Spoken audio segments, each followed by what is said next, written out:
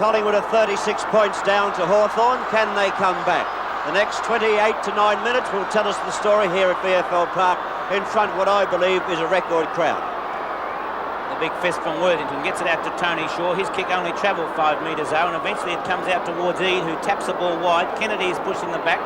It's kicked off the ground for Collingwood, and Gruitt handballs across to Wiedemann over the head of Russo and Wearmouth, taken by Calvin Moore. The quick kick from Moore goes straight into the waiting arms of his teammate Chris Mew. Chris Mew from the half-back flank slipped slightly as he came in to have the kick down toward the wing position where Kennedy's taken a fine mark.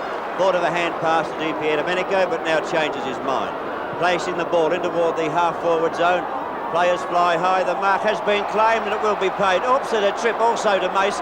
Could have been a 15-metre penalty there, but the umpires didn't play it. Mace's kick off the side of the boot into the forward pocket it travels. Goad was there, tapped out by Byrne. Goad showing a little bit more pace than Byrne to get to the ball first, but the boundary umpire said it is over the boundary line, and we'll see a boundary throw-in take place in Hawthorn's forward pocket.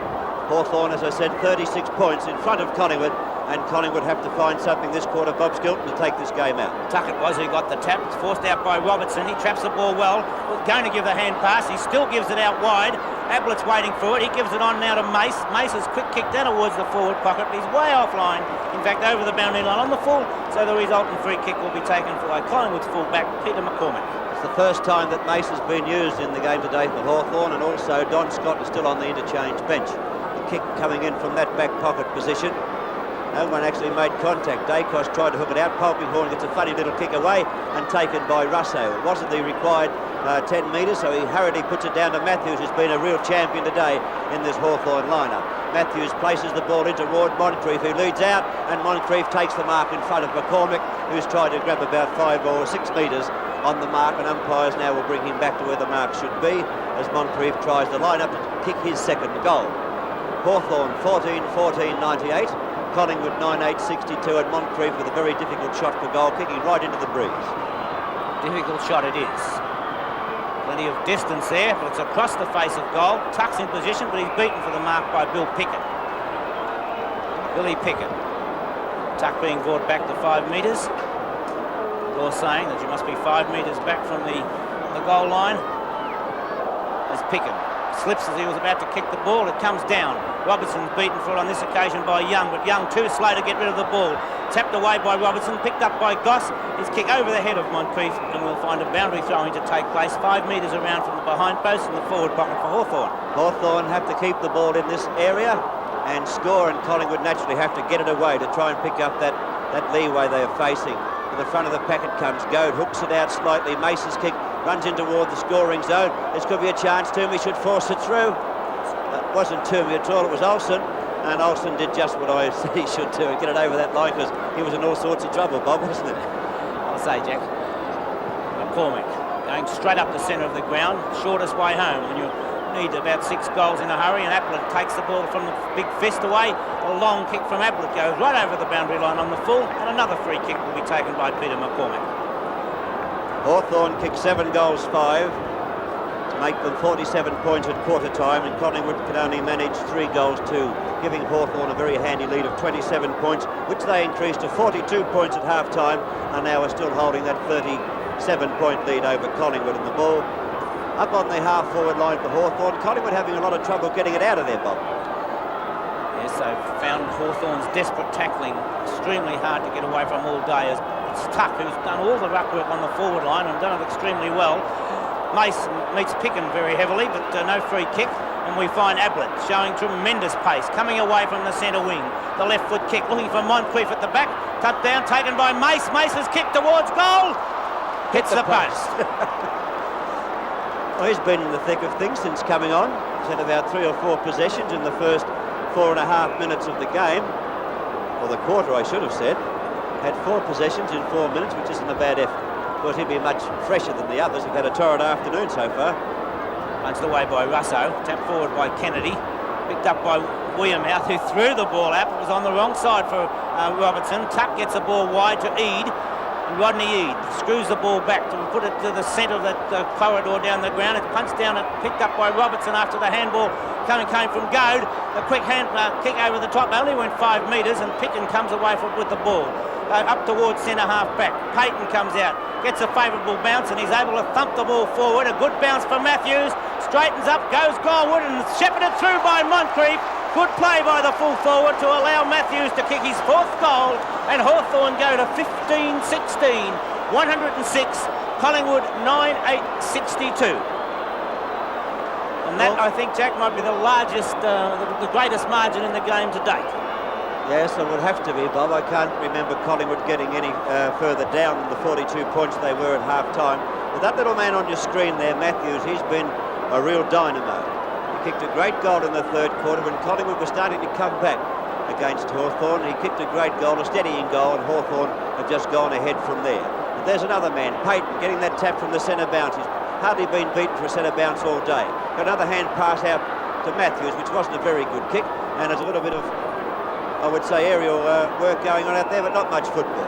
Jack, little things that are not seen much in football. Rodney Eade, seeing that Tony Shaw had snuck down to the forward line on his own, raced from the wing down to the back pocket to pick up Tony Shaw for his teammate Russo. Well, that was good thinking too. This isn't good thinking for Collingwood because the ball goes out fairly wide. Polkinghorn will head for the boundary line of that, I'm sure. Yes, I think he might just let it run out. That he does. A boundary throw-in will come in now. It's in Collingwood's forward pocket, but a fair way out from goal. Polkinghorn, an unobtrusive player, but has done a solid job all day against Dacos. He always seems to play a very effective game to me, Bob. Payton gets the tap. It misses Goss. It's picked up by Weirmouth. He shows a great turn of speed and then puts the long kick down towards the forward zone. Over the back, a good mark there to Barham. I think it might be a free kick to Barham or the mark. Either way, it was kicked out of Barham's hands anyway, but personally I felt it was a mark, Jack. I think that's what the umpire paid originally, Bob. And Barham will take this shot from only, well, you can see where he is, where the umpire's marking the position where the man on the mark must stand. So Barham is only kicking from about 12 metres out at the most. Point blank range, Ricky Barham puts it on its way and he's popped it through for a Collingwood goal, but they wanted quite a few more yet. Hawthorn 15-16, 106. Collingwood 10-8, 68.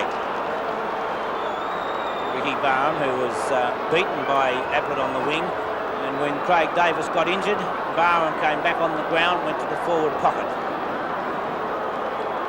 From that forward pocket, of course, bringing up a goal. Hawthorn have had great service. I mentioned Payton before. They've had great service from DiPier, Domenico, Polkinghorn we spoke of, Wallace, Rodney Eade. Kennedy too has played a very serviceable game. Tuck and Picken have had a great duel, and I would think that honours would be just about even there, Bob. Yes, I would say so, Jack. Centre bounce. Worthington up high, gets a big punch. Worth a kick on that occasion. Eade comes across the front there of Brewer. Gets a hand pass back towards DiPier Domenico. Can't get the ball clear though, and it comes back with Brewer. Brewer gets tripped by DiPier Domenico, and so will take the free kick on the half-forward line. Well, he could make it. It's going to be a hard goal to get. He has kicked 3 goals out of Collingwood's total of 10. Off the side of the boot it wobbles. Ball will head for the boundary line. Tony Shaw tried to keep it in play. It's been tapped back out. In trouble down there was Taylor. Picked up here by Goss. Given over to Matthews. Given over to Eade. Eade, short hand pass. Trouble for DiPier Domenico. In the back. He might get out of it. No, he's paid the free kick against DiPier Domenico for holding the ball. He had the chance of getting the hand pass back to Rodney Eade. I think he was put in the hot seat with that hand pass. I don't think he really wanted it. So it's Toomey. A lovely kick from Toomey right up towards the goal square. Payton up high over the top, couldn't hold the mark. Desperate football by all and sundry. Ronnie Weirmouth comes out holding his hands, and so will get the free kick. Well, Collingwood could get another goal here. This will make things interesting. Weirmouth hasn't kicked any goals so far.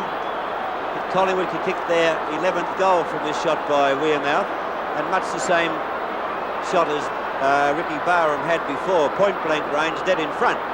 No place to be giving away free kicks. Hawthorn still holding sway. This will change it. Weirmouth comes into goal, puts it on its way. The Collingwood fans ecstatic. That one's gone through also. And as Weirmouth runs up holding his hand, the scoreboard changes to read Hawthorn 15-16, 106. Collingwood 11-8, 74. Collingwood still in their pitching all of the way, Jack. They have taken absolutely no notice of the scoreboard at all, and they're still desperately trying to bridge the gap. Well, we've only been playing exactly 10 minutes now. This is the final quarter, of course. So Collingwood will have round about the 20, might have 20 minutes to go. The longest quarter we had was the first, but when Hawthorn kicked such a lot of goals, but most of the quarters have gone very close to the 30-minute mark.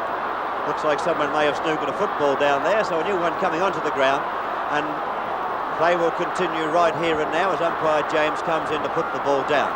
10.5 minutes into the final term, Collingwood trailing by 32 points to Hawthorn. And by Glenn James. Taking quite a time. A high bounce. Payton and Worthington. Payton wins out. It comes towards Tuck of Hawthorn. He gets a bad bounce. Kicked off the ground by Shaw. Tuck falls over and allows Pickham to come in. Pickham and Tony Shaw almost compete against each other. Brewer at the back punches the ball away towards Ronnie Williamouth. Can he get there before the boundary line? No, he cannot. And a throw-in will take place halfway between centre wing and half-forward flank for Collingwood. Which means Collingwood are in attack from this position. From the boundary throw-in, they'll have to gain possession and drive it deeper into attack. Tapped out to Russo. Weirmouth was there. Matthews is there. Can't pick it up. Tried to hook it in, but couldn't do so. A boundary throw-in once again will take place, even though the Collingwood fans were appealing for the free kick, saying Matthews put the ball out of bounds deliberately. That may be the case, but no free kick has been paid. Boundary throw-in once again. Collingwood's half-forward flank. Worthington tries to get it out. Can't do so. Comes out to Goad.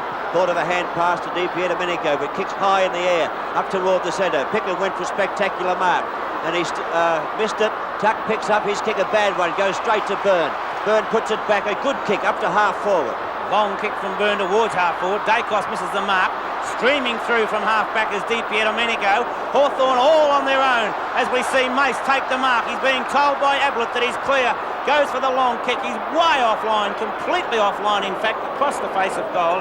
In fact, he may have been well advised to have gone down and then given a handball across to Ablett, who was running alongside him. He had a fortnight to have a kick, didn't he? That he did.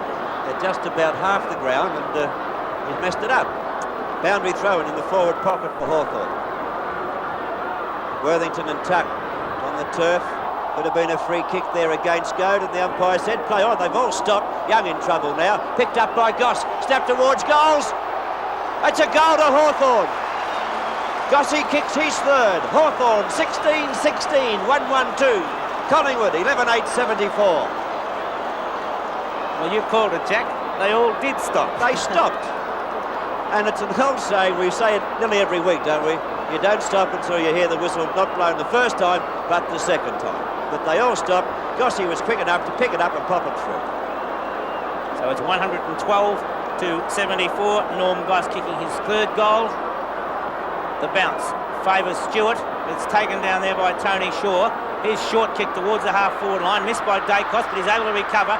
Gives a hand pass out wide, looking for, but not finding Weirmouth. Thrown back almost there by Russo, and that's the way umpire Glenn James sees it, and the free kick goes to Ronnie Weirmouth. He plays on quickly, always about. Normally they allow that, but this time they didn't. So Weirmouth has to go back and take a shot or go for the short pass, which he's done. And Taylor's made position for a short pass. Not good defence there by Matthews, in actual fact. And Taylor will take this shot at goal to try and bring up his first goal and Collingwood's 12th goal. And as I speak, the time clock moves up to the 14-minute mark of the final term, which you're watching on the big league.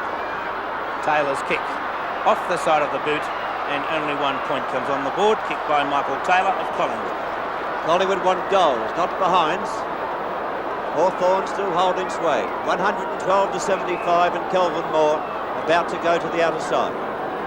Nice kick from Moore towards the half-back line. Matthews was up high, couldn't take the mark. It's tapped wide by Robertson, but it comes out to Young of Collingwood. A hand pass to Weirmouth.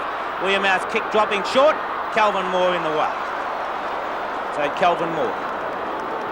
Full-back now in the back pocket. I think he'll take plenty of time. No great hurry as far as he's concerned. Another nice kick from Moore towards half-back. Tuck up high, and a lovely mark taken there by Michael Tuck. Yes, Wiedemann trying to claim the mark, and Tuck, the man in front, being played the benefit of the doubt, if there was any. Michael Tuck taking the mark, and now the kick on the half-back line. Back towards the centre line it travels. No one could take that mark. Wallace, desperate as ever, got the ball out. Could have been a free kick against Mace. The umpire said It will be a free kick against Mace, and the free kick will be taken by Williams. No, it's not being given to Williams, it's been given to Wiedemann. So it's driven forward. It was Williams, Jack. Wiedemann there also, but this time it is Wiedemann who takes the mark. Lucky I didn't say Wiedemann kicked it, because he would have had to make a lot of ground. Those two look a bit alike, but I thought that Williams was going back to take the kick, but then anyhow it's Wiedemann going to take this shot at goal from 45 metres out. No goals as yet to his credit. Looking more like his father every day, Mark Wiedemann. They have to put it forward. Or will it carry or not? It's going to be close. It's through. It's a goal. Kicked by Mark Wiedemann, and Collingwood have kicked their 12th goal. 12 goals, 9, 81. Hawthorn, 16, 16, 112. Wiedemann, an example there of what is required to kick a goal. You can see the concentration right over the top of the ball, right throughout. Well, Collingwood not done by yet. Only 16 minutes have gone. But can they come back? 31 points, still the difference. Payton and Stewart. Stewart wins out. Comes to Wiedemann again. A hand pass across to Hanbury. Hanbury streams across the half-forward line. Puts the long kick down where it's Barham there, along with Green. Barham desperately diving in. It taps it wide. It's a chance of a Collingwood goal as Brewer picks it up. Wonderful football though from Russell Green. Di Pierdomenico, short kick out to Polkinghorne. Great play by Russell Green to allow the Hawks to clear the ball, and we find Mace. Mace with the ball on half-back line. Could have hand passed over to Matthews. Elects to go the long kick down to Goad, who couldn't quite get it. Didn't go out on the full. It was touched by Goad before going out of bounds, so a boundary throw-in will take place. Gee, there was an electrifying roar went up around the ground then when Brewer had that shot at goal, but great footballs. Bob Skilton told you by Green to smother the kick. Payton got the tap, taken by Irwin. It was smothered also. Players try to battle through. Looks like Williams trying to get it out. The umpire said he was holding the ball, so Hawthorn will go forward from this kick by Goss. They'll go up to their half-forward line. A little kick meant for Tuck, got up high. A clever mark by Tuck, sort of balked at the last moment to put Picken out of business. Tuck seeing Mace down further down the ground. Mace has done a fine job in this term since coming on at three-quarter time. This will be 7 kicks that Mace has had for the quarter. Hasn't been extremely accurate with his kicking, but nonetheless, it's more important to win the kick than otherwise. Well, see, he's had a bit of practice. See what he can do now. Puts it on its way. It's off target, I think, the way the umpire's moving across. Only one behind resulting, bringing the Hawthorn total to 113 and Collingwood 81. 32 points the difference in Hawthorn's favour. We're at the 18-minute mark of the final term. Hawthorn can go back from here, but Picken's about to fly and oppose his teammate in actual fact. The ball on the turf, it's still in there. Collingwood scramble it out of the pack. And a nice mark taken by Polkinghorne, who has been a fine player right throughout. David Polkinghorne from centre wing, looking down towards the half-forward line. No mark taken. Was a mark actually taken by Picken. I think he may have been off too, but the umpire gave him the benefit there, and Billy Picken from the half-back flank is looking up towards centre half-forward. High kick, punched on by Wiedemann, taken there by Worthington, who eventually was able to get the ball out. Russo dives in underneath Taylor, both having a tug-of-war, and so umpire Glenn James will adjudicate and say he will bounce it on the half-forward line for Collingwood. 32 points in front are Hawthorn. The ball's put down on the half-forward line for Collingwood and taken by Irwin. Irwin on the left foot, bringing it back around the flank. Polkinghorne at the back of Dacos. Hooked the ball out the back. Good thinking. Picked up by Kelmore, but his kick was smothered. Running over the boundary line now. And hello, have a look at this. I've just been handed the official attendance today. 92,935 people have paid a staggering $214,736 to see this game. Collingwood playing Hawthorn. Russo taps the ball back, kicked off the ground by Wearmouth, and a great diving effort to mark, but missed there by Di Pierdomenico. Calvin Moore dives in, Di Pierdomenico back there again, gets the wide hand pass, picked up by Russo. The kick by Russo towards half-back, and a great mark taken by Young in the front position. Well, I'm sorry. I normally go for the man in the front, and I thought that David Young took that mark. Well, I was busy writing down that staggering attendance figure, Bob. It was paid to Robertson. I couldn't get over it. 92,935 people here at VFL Park this afternoon. Not a bit of wonder I couldn't find a car park. So it's Michael Tuck. Long kick from Tuck. Punched away, taken by Wallace, missed by Goss, not missed by Goss, but Wallace's hand pass missed Goss. Irwin too slow to get rid of the ball. He's in there underneath Robertson and should have tapped the ball wide. Good quick thinking by Robertson. Goes for the short pass towards Mace at half forward. It's punched away by Byrne, taken by David Young. He's held when not in possession of the ball and gets the free kick at centre half back. And from that position, Young can put the ball up toward the centre of the ground, if not a little bit further. It's about where it's going to land. The first one I called in possession there. Could have been a free kick too, but Matthews breaks away. A bit slow to get the hand pass out. Goss got it out to DP Domenico, playing basketball with it. Picked up by Brewer. The hand pass favours, I won't say favours Matthews, but he got to it first. Sockers the ball toward the boundary line, which was the objective, and a boundary throw will take place on the half-forward flank for Collingwood. Good thinking by Matthews there, Jack. It was good thinking. Well, had he picked it up, he would have been swamped. 21 minutes into the final quarter. Collingwood in attack from their half-forward flank. Goss throws himself on top of the ball, trying to hook it back out, but the whistle sounds for another bounce to be taking place in much the same position. Collingwood 16-17, 1-1-3. Sorry, I'll change that. Hawthorn 16-17, 1-1-3. Collingwood 12-9, 81. Worthington and Payton jostle position. Payton wins the tap. It comes towards Goss. Goss a little slow on that occasion, but it's picked up by Williams. Good play by DP Domenico to give a side push to Ronnie Wearmouth and force him over the boundary line. Throw in, closer towards, almost in the forward pocket. Payton gets the tap back. It comes past Hanbury. Robertson gathers the ball in well, showing a tremendous turn of speed. The kick dropping short. Goad almost took the mark. It's called. No, it has been paid. Alan Goad looking for a short in toward the centre of the ground. He looks in that direction, looking for a teammate. He's found one also, and Mace, as Bobby told you before, playing a great final quarter with the only one he's played. Up towards Tuck and travels. Difficult mark. Could have been a free kick against Picken, and Tuck will take the free kick for Hawthorn. Well within scoring range, only 40 metres out, and the ever-reliable Michael Tuck won't have any trouble at all with the distance, but he'll have to try and steer it through because the breeze is still blowing fairly strong from his left to right-hand side. Tuck goalless at this stage. Can he kick Hawthorn's 17th goal? A few seconds, I'll be able to tell you. The player said he has. Yes, it's through. Tuck kicks his first goal, Hawthorn's 17th goal. Hawthorn 17-17, 119, and Collingwood 12 goals, 9-81. Michael Tuck, an excellent player at centre half forward. They've had a great duel though, haven't they? That they have, Jack. Picken and Tuck. But it's a backman's job to stop your opponent, and Tuck has been in there busy doing things. Picken actually is coming off the ground, Jack. Well, Billy Picken being replaced by Morris. Another big tap down to Robertson from the centre bounce. Robertson's hand pass opens the way up now for Rodney Eade to drive the ball in deep. No, he's in trouble. It's a hand pass back out to Kennedy. He puts a fairly long kick in toward the forward pocket. Goad can't take the mark. Moncrief's there for Hawthorn. Hand passes back to Goad. Goad balks around. The left foot shot toward goal. It travels well off the boot, but doesn't quite make it. Touch through 4-1 behind. Very good attempt by Alan Goad. What's his tally now, Bobby? 4-5, Jack. 4-5. So he's been a busy worker, even though he hasn't had the most accurate boots on. But that was a very difficult shot.